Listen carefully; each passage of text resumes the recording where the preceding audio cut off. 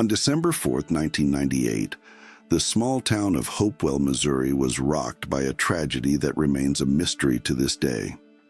It was a cold Friday morning, the sky was overcast, and the smell of burning wood hung in the air. At around 6:30 a.m., a local teenager reported that a fire had broken out in his family's trailer.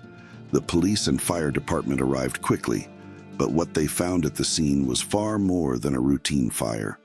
In the remains of the burned-out trailer, they discovered the body of Rita Polite, a single mother of 3 children. The fire department was able to extinguish the flames quickly, but it was too late to save Rita. Her body was burned beyond recognition, but what could still be seen was disturbing. Rita had apparently not died in the fire. A forensic investigator noticed marks on the back of her head that indicated blunt force trauma, a clue that she may have already been dead when the fire broke out. The news spread like wildfire through the small community. Rita was a well-known and respected woman, one who lovingly cared for her children and never lost her zest for life despite difficult times. She was particularly close to her youngest son, Michael, who was only 14 years old at the time. It was Michael himself who ran out of the trailer that morning, screaming for help in a panic and trying to alert someone. At first, it looked like a tragic accident, a fire caused by a faulty stove or a dropped cigarette. At least that was the initial assumption.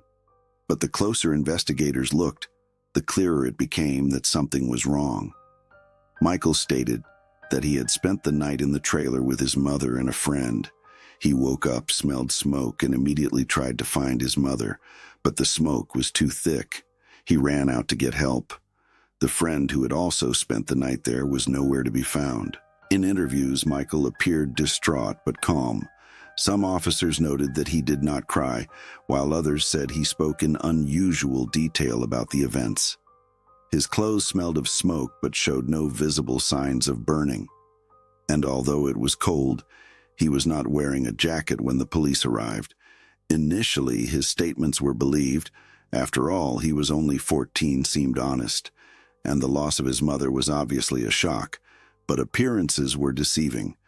On the same day, some investigators began to suspect that something was not right, and soon their suspicions turned to the boy who had just been mourning his mother. On the same day, investigators began to question Michael intensively. At first, he was treated like a witness, a child who had experienced a tragedy, but soon the tone changed. The police took him to the station, separated him from his father and brothers, and interrogated him for hours without a lawyer, without an adult at his side. They wanted to know when he had last seen his mother, what they had done the night before, whether there had been an argument. Michael replied repeatedly that they had simply watched television together, eaten pizza, and then gone to sleep. But the more questions he was asked, the more nervous he became. The police began looking for contradictions in his statements. Why had he claimed to have seen his mother sleeping when, according to the coroner, she must have already been dead at that point? Why wasn't he burned if he had allegedly been in the same room? And where was his friend, who was supposed to have been in the trailer that night as well? At the same time, investigators began analyzing the scene of the fire. According to expert reports, the fire had most likely started in the bedroom, where Rita was lying. Officers found traces of an accelerant, specifically gasoline. It was clear that this was not an accident, but arson. Many investigators were now certain that someone had started the fire to destroy the evidence. The fact that Rita had suffered severe head injuries before the fire suggested that she had been murdered, and the fire was probably intended to cover up the evidence. The only question was, who had a motive? And who had even been in the vicinity? The police began to investigate her surroundings. They checked Rita's past, her relationships, her work, but everything they found was unremarkable. No conflicts, no enemies, just an ex-husband who lived far away and 3 sons, 2 of whom were already grown up and had moved out. Only Michael still lived with her. This meant that the circle of suspects was small for the police, and although there was no direct evidence against him, everything increasingly focused on the 14-year-old son. Public opinion quickly followed suit. Rumors spread in the small town. Why wasn't he crying? Why was he so calm? Why wasn't he hurt? In a community where everyone knows everyone, a strange look is often enough to pass judgment. The investigators decided to examine the boy for traces of gasoline. And sure enough, tiny traces of gasoline were found on his shoes. For the police, this was the turning point. Suddenly, it no longer mattered how weak the evidence was.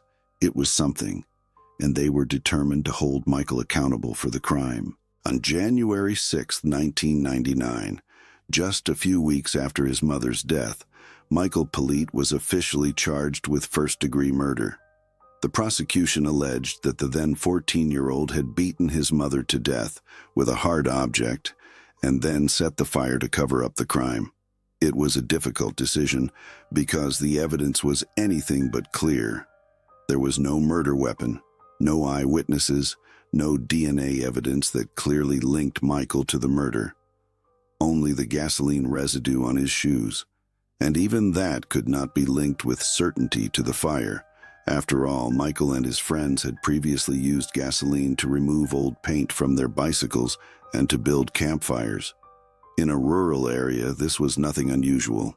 Nevertheless, the prosecution insisted on charging the teenager as an adult. In Missouri, this is possible. In particularly serious crimes, minors can also be tried in adult court. This meant no juvenile sentences, no special protection, just the full sentence as for an adult offender. The decision was justified on the grounds that Michael was allegedly mature enough to understand the consequences of his actions. But critics noted even then that the decision was based less on maturity than on the desire to present a guilty party. Michael was remanded in custody, in a juvenile detention center, separated from his brothers and father, awaiting a trial that would determine his entire life. During this time, he received little psychological care and no intensive support. The boy, who had just lost his mother, was labeled a suspected murderer before the trial had even begun. When the trial finally began months later, the prosecution focused almost entirely on circumstantial evidence. The boy's behavior after the fire, his unclear statements, the analysis of gasoline traces. Everything was presented as suspicious. Even his calmness and apparent lack of emotion were interpreted as evidence of coldness and guilt. The defense, on the other hand, had a difficult task. Michael came from a modest family, and financial resources were limited. The lawyers who defended him had little experience with murder cases. In addition, there was no independent investigation by the defense, no independent expert opinions.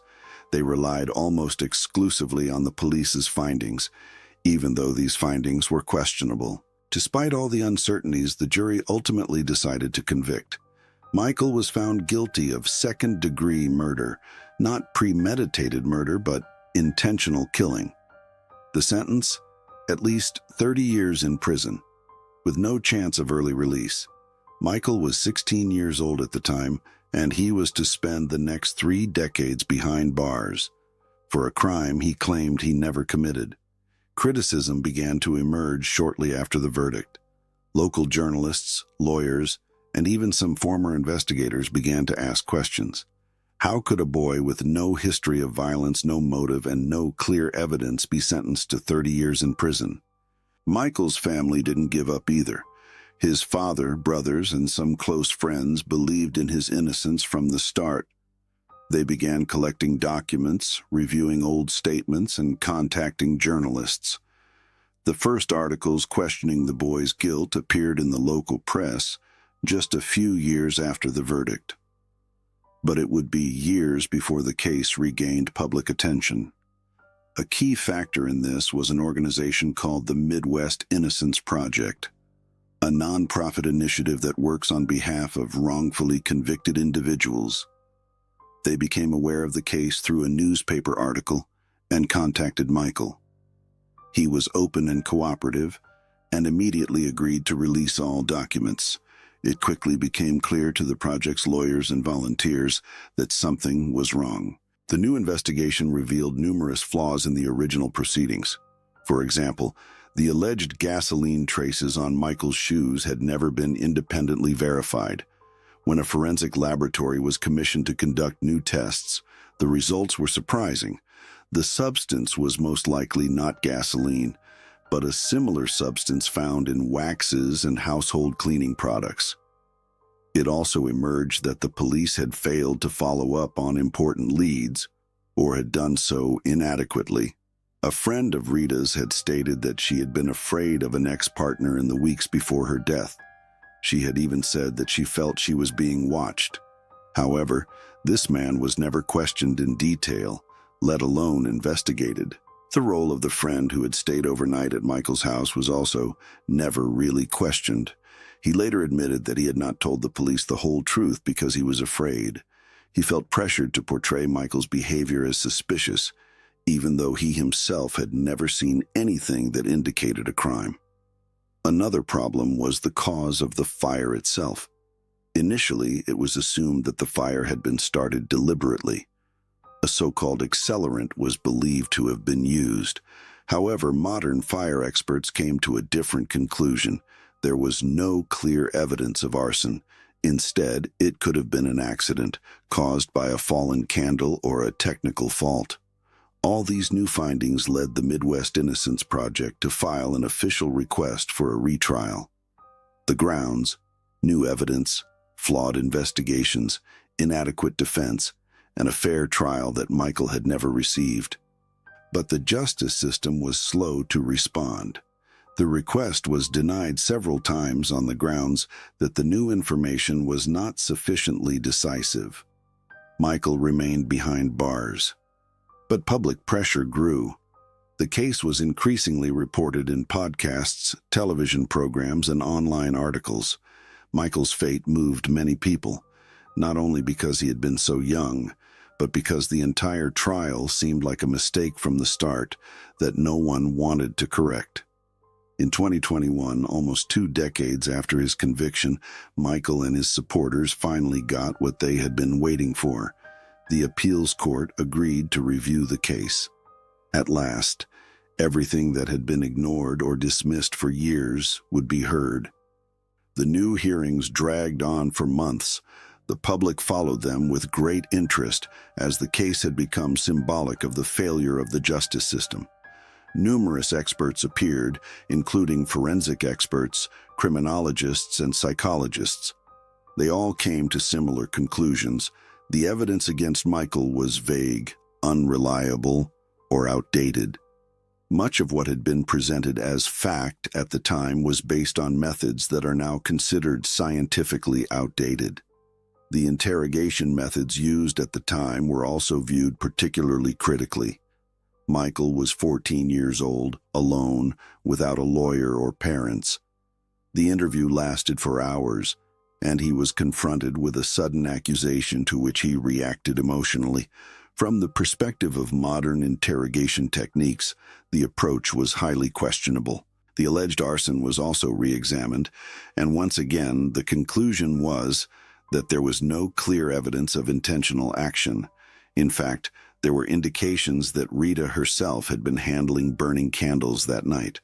One candle was still on the TV, another in the bathroom. The fire could therefore have been a tragic accident. The sum of all these doubts, contradictions, and new findings was overwhelming. Finally, the court declared that the original conviction was based on a flawed and unfair trial, and officially overturned the verdict on December 14, 2021. After 18 years in prison, Michael Polite was a free man. But his freedom came at a high price. He had spent more than half his life behind bars, not as a convicted murderer, but as a child who had been made an adult too soon. His youth, his education, his chances of a normal life, all of that had been taken from him. When Michael left prison, his brothers, his lawyers, and representatives of the Innocence Project were there to greet him. Images of his release were broadcast in the media. Many celebrated this day as justice belatedly served, but Michael himself seemed composed. "I'm happy to be out," he said, but there are many others like me who are still waiting. During his imprisonment, he had studied the justice system intensively, reading books and legal documents. Today, he is actively campaigning for reform. Above all, he wants to ensure that minors are never again interrogated without a lawyer, one of the most important lessons learned from his case. Despite his freedom, many questions remain unanswered for Michael. His mother's death was never reinvestigated. To this day, he does not know for certain how she died, and no one has been held accountable for this loss. With the overturning of his conviction, Michael's nightmare was officially over. But the reality was different. Although he was now free, his innocence had not been officially established. The court overturned his conviction because the trial had been flawed, not because he was proven innocent. That meant no compensation and no official admission of guilt on the part of the state. This was difficult for Michael to bear. After 18 years behind bars, he was released into a system that offered him no help whatsoever. No money, no therapy, no prospects. People who come out of prison often find it difficult to find their way in the outside world. And for someone who was imprisoned as a child, this step is even harder. Michael had to learn how to use a smartphone, how to apply for a job, how to live as a free man. The stigma had not disappeared either. Although the media celebrated his release, not everyone believed in his innocence. Some still saw him as the boy who had allegedly killed his mother. Discussions arose on social media, some openly questioning his acquittal. But Michael decided not to let doubt or fear guide him. He began to speak publicly about his story, attending events and giving talks at schools and universities. He warned of the dangers of a justice system that treats children like adults, that makes quick judgments and forgets how easily a life can be destroyed. His commitment earned him recognition. Various initiatives, including the Midwest Innocence Project, began working with him to fight for legal changes. Their goal, to ensure that in future, minors are only allowed to be interrogated in the presence of lawyers or legal guardians. They also demand that young people in pre-trial detention no longer be treated like adults. But Michael also worked on building a life for himself. He got an education, found an apartment, and tried to reconnect with his family, especially his brothers with whom he had shared the most difficult time of his life. While he was behind bars hoping for justice, his brothers kept the connection alive on the outside. They sent him photos, memories, little reminders of the world he had lost, and in every message was a silent promise. "We believe in you. We are waiting for you." Michael Polite's case was later examined in several documentaries. Today, he is seen as an example of how quickly a teenager can become a scapegoat when evidence is lacking and emotions run high. Many who followed his story see him not only as a victim, but as a fighter, someone who, despite everything, was not broken. But the central question remains, who killed Rita Polite? Or was it just an unfortunate accident?